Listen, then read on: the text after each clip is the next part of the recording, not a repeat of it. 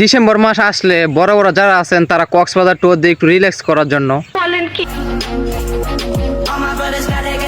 এই সুযোগে টিকটকার মিয়া জাফিনের মতন আনাবাসিক হোটেলের কর্মীরা তারা কক্সবাজার চলে যায় কিছু টাকা কামানোর জন্য। আনাবাসিক হোটেলে যাওয়ার আগে বিমানে ওঠার সময় যেভাবে ভিডিও দেয়,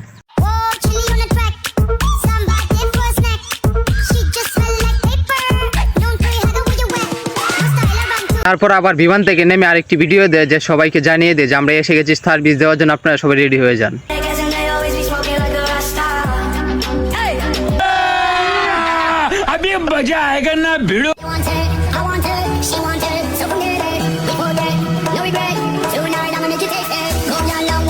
বহুদিন পরে তাদের লিডারকে দেখে তারা একটু এক্সাইটেড হয়ে গেছে যে তাদের লিডার এখন এসেছে, তাদের একটু বাড়তি ইনকাম করতে পারবে।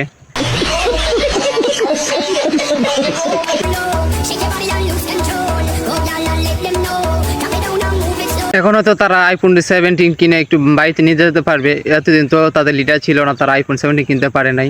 খালি মাল কামামু। তারপর কক্সবাজার থেকে বের হয়ে যাওয়ার সময় গাড়ির ভিতরে যখন একটি ভিডিও দেয়, আবার আনাবাসিক হোটেলে গিয়ে আরেকটি যখন ভিডিও দেয়, কয়েকদিন আগে উনি বলছিলেন যারা গরিব তারা নাকি কক্সে যায়, উনি নাকি কক্সে যায় না। মানুষ যে বলে কক্সবাজার তো চিপ মাইন্ডেড ছোট লোক। ও আচ্ছা, গরিবদের জন্য কক্সবাজার। উনি এটা আরো বলছিল যে আইফোন 17 নাকি ওনাকে বিদেশ থেকে দেয়। বিদেশ থেকে বলতে এই যে হচ্ছে সবাই ফোন কিনতে কক্সবাজার যায় আর আমি হচ্ছে বিদেশে যাই, এটা আপনারা তো দেখেন না, তাই না? উনি নাকি কক্সে যায় তাই না, তো এখন কি বিদেশিরা ওনাকে খায় না?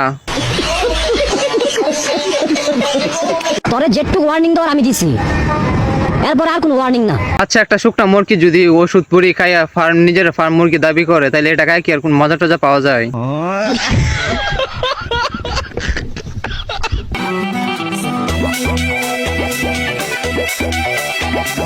আমি ভাবতেছি আগে এত শুকনা ছিল আর মাত্র একটা ফাইল খেয়ে এত মোটা হয়ে গেল, কেমনে কি?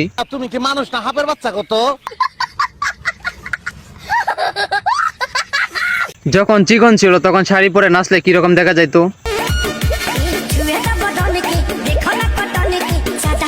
আর এখন যখন ওষুধ খেয়ে ফাঁসা মোটা করছে এখন তো একটু ভালোই দেখা যায়। উনি কক্সে যায় ভালো টাকা ইনকাম করতে পারবে কারণ উনি অনেক পরিশ্রমী। না, ওনার জিমের ভিডিওগুলো দেখে বুঝতে পারলাম আর কি।